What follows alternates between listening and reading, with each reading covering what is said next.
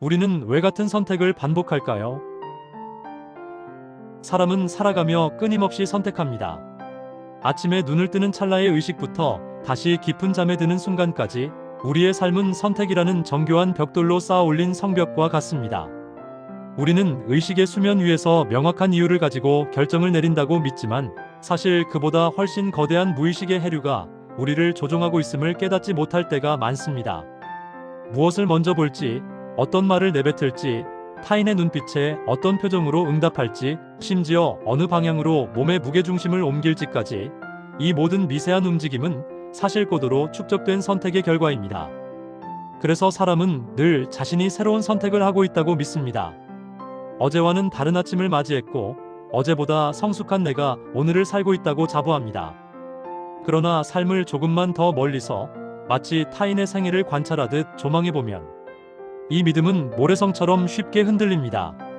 날짜는 바뀌고 계절은 순환하며 주변의 환경은 끊임없이 달라지는데 유독 인생의 결정적인 순간마다 우리는 놀라울 정도로 비슷한 길 앞에 멈춰 서 있는 자신을 발견하기 때문입니다. 그것은 마치 정해진 궤도를 도는 행성처럼 우리를 다시 제자리로 끌어당기는 보이지 않는 중력과 같습니다. 우리는 왜 그 중력을 벗어나지 못하는 것일까요? 왜 늘 다른 결론을 꿈꾸면서도 결국 익숙한 실패의 자리에 닻을 내리는 것일까요? 사람을 바꾸는 것은 거창한 사건이 아닙니다. 우리 인생의 항로를 결정하는 것은 한 번의 거대한 폭풍보다 매일 조금씩 밀려오는 잔잔한 파도와 같은 반복입니다. 단 한 번의 큰 결정이 인생의 전환점이 되는 듯 보이지만 사실 그 결정조차 수없이 되풀이된 작은 선택들이 굳어져 만들어진 필연적인 결과일 때가 많습니다. 작은 선택들이 모여 습관이 되고 습관이 쌓여 성격이 되며 그 성격이 결국 삶의 방향을 결정짓는 운명의 지도가 됩니다. 그래서 어느 순간 사람은 발걸음을 멈추고 자신에게 묻게 됩니다. 나는 왜 늘 같은 선택으로 돌아오는가? 왜 매번 이번에는 다르겠다고, 다시는 예전처럼 살지 않겠다고 맹세했음에도 불구하고 결정적인 순간마다 비슷한 방향을 고르는가? 이 질문은 단순히 과거를 후회하는 탄식이 아닙니다. 이것은 껍데기뿐인 일상을 뚫고 들어가 자기 존재의 심연을 향해 던지는 가장 정직하고도 깊은 물음입니다.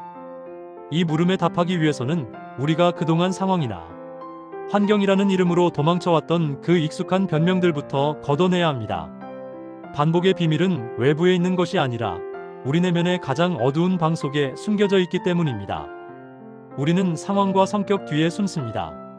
많은 사람은 자신이 같은 선택을 반복하는 이유를 상황에서 찾습니다. 그때는 어쩔 수 없었다고, 환경이 나를 그렇게 몰아세웠다고 항변합니다. 부모의 경제적 능력이, 직장 상사의 압박이, 시대의 불운이 나에게 오직 이 길만을 강요했다고 설명합니다. 또 어떤 사람들은 이를 성격의 탓으로 돌립니다. 나는 원래 소심해서 그래. 나는 태생적으로 참을성이 부족해라며 이것이 나의 한계라고 선을 긋습니다. 그러나 반복의 이유는 더 안쪽에 있습니다. 환경은 우리가 선택할 수 있는 보기를 제한하고 성격은 그 보기 중에서 우리가 선호하는 필터 역할을 합니다. 하지만 그것만으로는 반복이라는 기이한 현상을 완전히 설명할 수 없습니다. 왜냐하면 보잘것없는 환경 속에서도 놀라운 창의적 선택을 하는 사람들이 있고 최악의 성격적 결함 속에서도 전혀 다른 삶의 궤적을 그려내는 이들이 존재하기 때문입니다. 반복되는 선택의 진짜 이유는 환경이나 성격보다 훨씬 더 본능적이고 처절한 곳에 뿌리를 두고 있습니다. 그것은 바로 우리 뇌가 기억하는 생존의 기억입니다.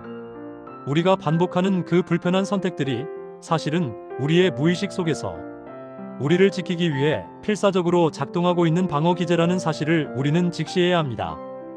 그 선택은 한때 나를 지켜주었습니다. 반복되는 선택에는 대개 공통된 핵심이 하나 있습니다. 그 선택이 과거의 어느 시점에는 나를 가장 확실하게 지켜주었던 방식이었다는 사실입니다. 인간의 정신은 자신을 완전히 파괴하는 행위를 결코 오래 유지하지 못합니다. 어떤 선택이 고통스러움에도 불구하고 계속 반복된다는 것은 적어도 우리 인생의 어느 한 시기에는 그 선택이 나를 보호했고 세상의 모진 풍파로부터 버티게 했으며 무너지지 않도록 나를 단단히 붙잡아 주었다는 증거입니다. 예를 들어 어린 시절 부모의 꾸지람을 피하기 위해 선택했던 침묵은 당시의 아이에게는 가장 지혜로운 생존 전략이었을 것입니다. 그때의 침묵은 나를 지켜준 방패였습니다. 그러나 성인이 된 지금 갈등 상황마다 다시 침묵을 선택하는 것은 이제 더 이상 나를 지켜주지 못하고 오히려 관계를 단절시키는 족쇄가 됩니다. 비록 그 선택이 지금의 나를 지치게 만들고 그래서 외롭게 할지라도 과거에 연약했던 나에게는 그 방식이 최선이었을 가능성이 큽니다. 익숙함은 생존의 기억일지도 모릅니다. 그래서 사람은 그 선택을 쉽게 버리지 못합니다. 선택을 바꾼다는 것은 단순히 결정을 수정하는 문제가 아닙니다. 그것은 그 선택의 의지에 삶의 파도를 넘겨온 과거의 자신을 부정하는 것처럼 느껴지기 때문입니다. 그 시절의 나는 그 방식 말고는 다른 생존법을 알지 못했습니다. 사람은 자신의 과거를 함부로 도려내지 못합니다. 그 고통스러운 익숙함조차 나의 일부라고 믿기 때문입니다. 그래서 익숙한 선택은 시간이 흘러 무용지물이 된 후에도 계속해서 우리의 손이 먼저 가는 방식으로 남게 됩니다. 선택은 생각보다 감정에서 시작됩니다. 사람은 자신의 선택을 철저히 이성의 결과라고 믿고 싶어 합니다. 충분히 자료를 검토했고 장단점을 비교했으며 치밀하게 계산한 끝에 내린 합리적인 결정이라고 자부합니다. 나는 냉철한 사람이야 라고 스스로를 설득하기도 하죠. 그러나 반복되는 선택의 순간을 초고속 카메라로 촬영하듯 정밀하게 들여다보면 그 바닥에는 차가운 논리보다 뜨겁고 축축한 감정이 훨씬 먼저 자리하고 있는 경우가 대부분입니다. 안전하고 싶은 마음, 누군가에게 거절당했을 때 느낄 그 소름 끼치는 수치심을 피하고 싶은 마음, 다시는 그때의 상처 속으로 던져지고 싶지 않은 본능적인 공포가 논리보다 수만 배 빠르게 움직입니다. 뇌과학적으로도 감정을 담당하는 편도체가 논리를 담당하는 전두엽보다 훨씬 먼저 반응합니다. 생각은 그저 감정이 이미 내려놓은 결론을 정당화하기 위해 뒤늦게 동원되는 사후 변호인에 불과합니다. 그래서 우리의 선택은 겉보기에 매우 합리적인 이유를 가진 것처럼 포장되지만 그 출발점은 언제나 논리가 닿지 않는 마음의 심연에 더 가깝습니다. 우리가 왜 매번 비슷한 실수를 반복하는지 묻는다면 그것은 우리가 머리가 나빠서가 아니라 우리 마음속의 불안의 센서가 어제와 똑같은 지점에서 작동하고 있기 때문입니다. 감정은 논리보다 훨씬 긴 기억력을 가지고 있으며 그 기억은 선택이라는 행위를 통해 현재의 우리를 지배합니다. 사람은 불안이 줄어드는 길을 택합니다. 사람은 행복해질 수 있는 선택보다 불안이 줄어드는 선택을 더 자주 합니다. 이것은 인간 진화의 산물입니다. 낯선 숲길 끝에 맛있는 열매가 있을지 모르지만 그곳에 굶주린 맹수가 있을지도 모른다는 공포가 우리를 익숙한 그러나 척박한 땅에 머물게 합니다. 더 나은 길이 있다는 것을 머리로는 명확히 알면서도 우리는 굳이 이미 겪어본 그래서 결과가 빤히 보이는 고통의 길로 되돌아옵니다. 그 길이 완전히 만족스럽지 않다는 사실을 알면서도 우리는 그 길을 걷습니다. 왜냐하면 적어도 그 길 끝에 무엇이 기다리고 있는지는 우리가 알고 있기 때문입니다. 예측할 수 있다는 사실은 사람에게 생각보다 큰 안정감을 줍니다. 이번에도 저 사람은 나를 실망시키겠지, 이번에도 나는 도망치겠지라는 비관적인 확신조차 아무것도 예측할 수 없는 낯선 상황보다는 다루기 쉽습니다. 익숙함은 안전처럼 느껴집니다. 그래서 사람은 성장보다 안정을, 변화보다 유지를 선택합니다. 성장은 반드시 기존의 껍질을 깨는 고통과 불확실성을 동반하기 때문입니다. 이 선택이 수십 년 반복될수록 사람은 그 방식을 자신의 정체성처럼 여기게 됩니다. 나는 원래 이런 사람이야 라는 말은 사실 나는 새로운 불안을 견디기보다 익숙한 고통을 선택하겠어 라는 선언과 같습니다. 이 선언이 굳어질 때 선택은 더 이상 의지의 영역이 아니라 운명의 영역으로 넘어가 버립니다. 반복은 성격이 아니라 기억일 수 있습니다. 나는 원래 이런 사람이다. 나는 늘 이쪽을 선택해왔다. 나는 다르게 할 수 없다. 이런 말들은 우리가 스스로에게 내리는 선고와 같습니다. 그렇게 말하는 순간 선택은 더 이상 우리가 통제할 수 있는 행위가 아니라 고정된 성격이 됩니다. 그리고 성격은 바꿀 수 없는 운명처럼 느껴집니다. 우리는 성격이라는 단어 뒤에 숨어 변화의 책임을 회피하곤 합니다. 그러나 그 말 뒤에는 한 번도 정면으로 마주하지 않은 질문이 숨어 있습니다. 나는 언제부터 이 방식을 나의 유일한 보호막으로 선택하게 되었는가? 무엇이 나를 이 낡은 선택에 이토록 단단히 묶어두었는가? 이 질문은 아프고 두렵습니다. 나의 근간을 흔들어야 하기 때문입니다. 하지만 이 질문을 피하는 한 우리는 우리 인생이라는 연극의 관객으로 남게 됩니다. 선택이 반복된다고 해서 그 선택이 당신에게 옳다는 뜻은 아닙니다. 그것은 단지 그 선택이 아주 오랫동안 질문받지 않았다는 뜻일 뿐입니다. 질문받지 않은 선택은 굳어집니다. 우리는 살면서 수많은 결과에 대해서는 가혹하게 평가하면서도 정작 그 결과를 만든 선택의 시작점은 들여다보지 않습니다. 궤도를 바꾸기 위해서는 기차의 속도를 늦추는 것이 아니라 선로를 바꾸는 전철기를 건드려야 합니다.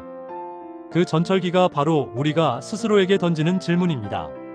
선택의 속도를 늦출 때 보이는 것들이 있습니다.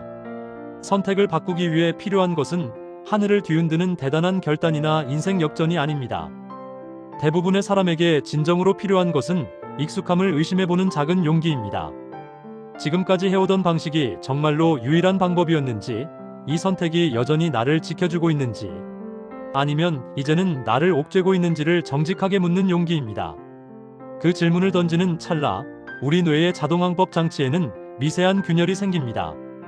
선택의 속도가 조금 느려집니다. 그 느려짐은 매우 중요합니다. 평소 같으면 0.1초 만에 나갔을 반응이 1초, 2초 지체될 때 그 틈새 속에서 이전에는 보지 못했던 마음의 움직임이 보이기 시작합니다. 아, 지금 내가 불안해서 다시 도망치려 하는구나. 내가 지금 상처받을까봐 미리 화를 내고 있구나라는 알아차림이 시작되는 지점입니다. 사람은 큰 결정 앞에서 무너지는 것이 아닙니다. 사소한 불편함 앞에서 방향을 틀어버립니다. 아주 작은 불안, 아주 짧은 긴장, 아주 미세한 거부감이 우리의 핸들을 익숙한 쪽으로 꺾어버립니다.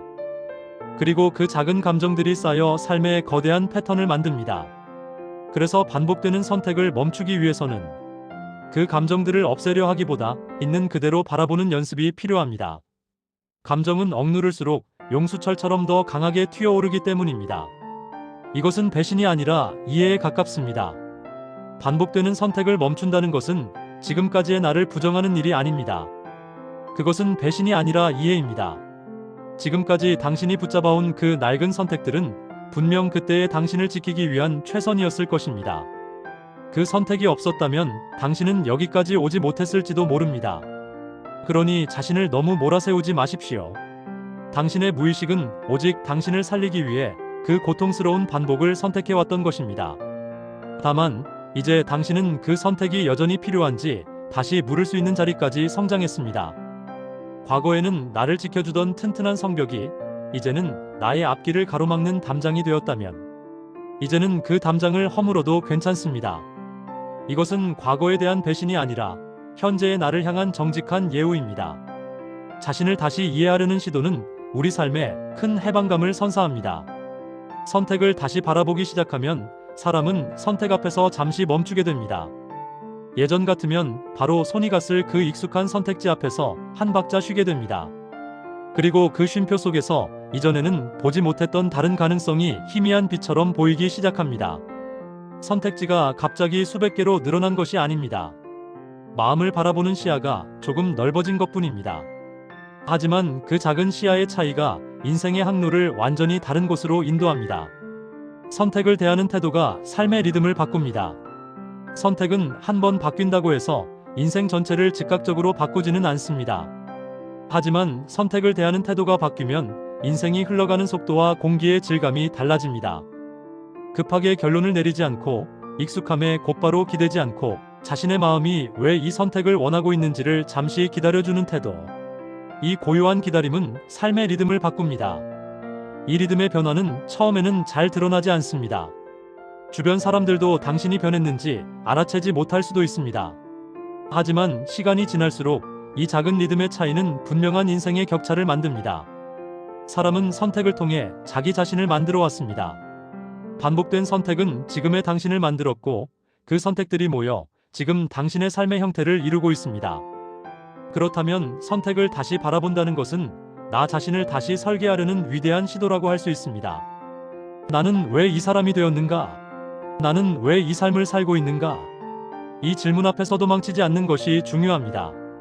답을 찾는 것보다 더 중요한 것은 그 질문과 함께 머무는 것입니다. 질문과 함께 머무는 동안 우리의 뇌는 새로운 신경 회로를 그리기 시작합니다. 반복은 운명이 아니라 우리가 아직 배우지 못한 교훈의 반복일 뿐입니다. 반복은 운명이 아닐지도 모릅니다. 오늘도 우리는 선택을 합니다. 아주 사소한 아침 메뉴의 결정부터 인생의 방향을 좌우하는 중대한 선택까지 우리는 수많은 결정 앞에 섭니다. 그 선택이 어제와 닮아 있을 수도 있고 다시 같은 실수로 이어질지도 모릅니다. 그러나 중요한 것은 선택을 하기 전에 당신의 마음이 어제와는 분명히 다르다는 사실입니다. 마음은 늘 조금씩 움직이고 있습니다. 그리고 그 움직임을 알아차리는 순간 선택의 자동성은 약해집니다. 당신은 이제 관찰하는 자의 눈을 가졌습니다. 왜 그 길로 가려 하는지, 무엇이 당신을 유혹하는지 당신은 이제 알고 있습니다. 그 자각이야말로 반복의 사슬을 끊는 가장 강력한 도구입니다. 지금 이 순간 당신이 오랫동안 반복해온 고통스러운 선택 하나를 조용히 떠올려 보시기 바랍니다. 그리고 그 선택을 비난하거나 평가하지 말고 차분히 물어보시기 바랍니다. 다시 선택할 가능성은 남아 있습니다. 나는 왜 이 선택을 계속해왔는가? 무엇이 나를 이 자리로 되돌려 보냈는가? 그 질문을 외면하지 않는 것만으로도 당신의 선택은 이전과는 전혀 다른 무게와 의미를 갖기 시작합니다. 당신의 선택은 이제 단순한 습관이 아니라 의식적인 결단이 됩니다. 선택은 여전히 조용히 시작됩니다. 선택은 습관이 될 수 있지만 습관은 결코 영원한 운명이 아닙니다. 사람은 언제든 다르게 선택할 수 있는 존재입니다. 다만 그 시작은 결과를 바꾸겠다는 거창한 다짐이 아니라 자신의 마음을 있는 그대로 바라보겠다는 정직한 결단에서 출발합니다. 선택은 여전히 조용히 시작될 것입니다. 아무도 알아주지 않는 당신의 내면에서, 아무도 보지 않는 마음의 골방에서 당신은 다시 한번 방향을 고를 것입니다. 같은 자리에서 흐르지 않아도 됩니다. 이번 선택이 이전과 완전히 달라지지 않더라도 괜찮습니다. 중요한 것은 같은 자리에서 같은 방향으로 자동적으로 흘러가지 않아도 된다는 사실을 당신이 알게 되었다는 점입니다. 그 가능성을 인지하는 것만으로도 당신은 이미 승리한 것입니다. 이 가능성은 이미 여러분 안에 있습니다. 반복은 운명이 아니라 다시 선택할 수 있다는 신호일지도 모릅니다. 오늘의 선택이 마음에 들지 않더라도 그 선택이 태어난 당신의 마음을 만나 주시기 바랍니다. 그 마음을 깊이 이해하고 안아주는 순간 당신의 선택은 조금씩, 그러나 분명하게 다른 길을 향해 움직이기 시작할 것입니다. 다음 편에서는 이 선택을 움직이는 더 깊은 바탕 마음이 어떤 방식으로 우리의 삶을 이끄는지 그 신비로운 구조를 함께 살펴보겠습니다.